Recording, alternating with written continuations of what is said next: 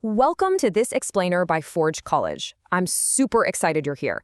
Today, we're diving into making REST requests to Solana endpoints. If you've been following along, you know this is part of our broader track on Web 2 integration and API development on Solana, specifically looking at RESTful APIs. We are finally moving past the theoretical blueprints, and we're going to build an actual Node.js script to query the blockchain. So no more staring at diagrams, right? It's time to get our hands dirty and see if we can actually make this engine purr. Here is our roadmap for today. We've got 5 mechanical steps to get through. We're going from blueprint to execution, packing your Web3 tool belt, crafting the perfect request, parsing the Solana payload, and finally catching errors like a pro. Let's jump right in. Section 1, Blueprint to Execution.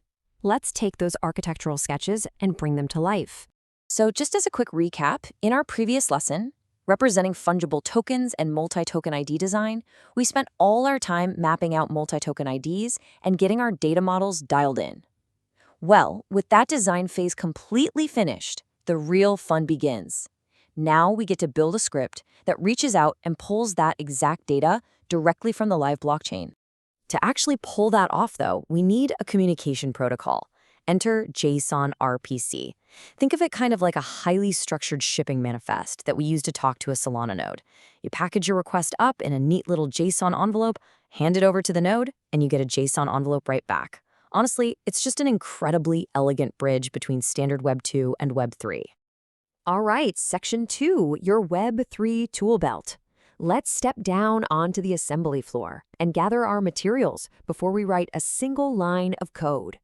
The minimal script we are building today is beautifully simple. It really just boils down to 3 physical engineering steps. First, we wire up an HTTP POST request. Second, we parse out the required parts from the JSON response. And third, which is absolutely crucial, we install a safety net to handle any inevitable malfunctions gracefully. So, what do we actually need in our tool belt? Well, you'll need a modern Node.js environment, version 14 or higher, a simple fetch API helper, a devnet endpoint, specifically api.devnet.solana.com, and a target base 58 public key. Now, using a devnet endpoint is key here. It acts as our sandbox. That means we can query data all day long without accidentally draining any real funds or, causing a high-stakes disaster. And hey, because we're just reading data right now, we don't even need a wallet or private keys yet. Moving on to Section 3, crafting the perfect request. Tools in hand, it's time to wire the components and construct our very first JSON-RPC payload for the network. When you look at common RPC read methods, you've got some great options. You can use getAccountInfo or getBalance or getProgramAccounts. But the real trick?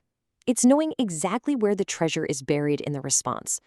The blockchain wraps our data inside a broader JSON response, so for AccountInfo or balance, the data we actually care about is hiding exactly inside the result.value field. For program accounts, it's tucked away in the result array. Knowing exactly where to look on the map is literally half the battle. Let's break down the actual JSON envelope we're sending. We specify our method, like getAccountInfo, and pass in our target public key. But I want you to really notice the parameter encoding set to JSON parsed. Guys, this is an absolute lifesaver. Setting this forces the node to translate the raw blockchain data into a nice, easily readable format.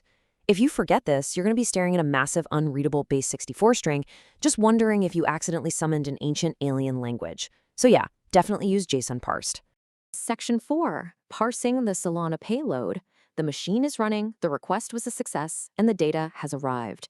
Now we need to open it up and inspect our delivery. Once that JSON object comes back, it's time to drill down. Like we saw a minute ago, we go straight into data.result.value. From there, it is just incredibly satisfying. We can literally just grab account.lamports to see the balance and account.owner to see who controls the account. We are pulling raw, absolute on-chain truth directly into our local terminal output. All right, Section 5, catching errors like a pro. Because, let's be real, in engineering, things rarely go perfectly on the first try. And by the way, if you want to dive even deeper into advanced backend integration patterns, we cover that extensively in other Forge College courses. When things break, you really have to know why. Are you dealing with a transport error or a logic error? Think of a transport error like a broken wire or a downed mail truck. Maybe you hit an HTTP 429 rate limit or a 403 forbidden error. Basically, the request never even reached the node's brain. Now, a logic error means the wire is perfectly fine, but you sent bad instructions, like maybe a malformed base 58 string for a public key.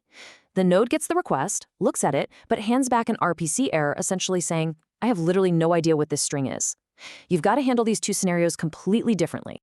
To make this minimal script truly robust, we implement strict exit codes. HTTP transport errors, print the status and give it an exit code too. RPC logic errors, print the specific data.error message and exit with code 3. Missing data gets a 4, and a perfect successful run is a clean 0. Now, you might be wondering, why go through all this trouble for exit codes? Well, because when you plug this into a massive automated backend or CI pipeline, those higher-level services rely on these exact numbers to know how to self-heal and recover, without you having to wake up at 3 a.m. to fix it. Okay, before we wrap this up, I want to pose a crucial engineering question for you to ponder, especially as we design read-heavy integrations. If we ask the blockchain the exact same get account info question twice in a row, is it safe? The answer is yes, and that's all thanks to a concept called idempotency. An idempotent request is an operation that produces the exact same predictable, safe result no matter how many times it gets executed. Because we are strictly querying read-only state right now, our scripts are perfectly idempotent. Have a network hiccup? Just retry it. It also means these requests are phenomenal candidates for short-term caching, which saves you from spamming the network with identical questions. We have successfully assembled our engine, pulled our data, and bulletproofed the whole thing with solid error handling. In our next phase, we're going to take this very same harness and use it to submit actual state-changing transactions. Until then, test this out on DevNet and get comfortable reading the matrix. As a reminder, this explainer was brought to you by Forge College. Be sure to visit forge.college to dive deeper into this subject and continue building your Web3 engineering toolkit. But before you go, I want to leave you with this thought. If reading from the blockchain is this lightweight and iterant, what happens to our error handling when a network drop occurs right in the middle of a live token transfer? Keep building and we'll solve that exact puzzle next time.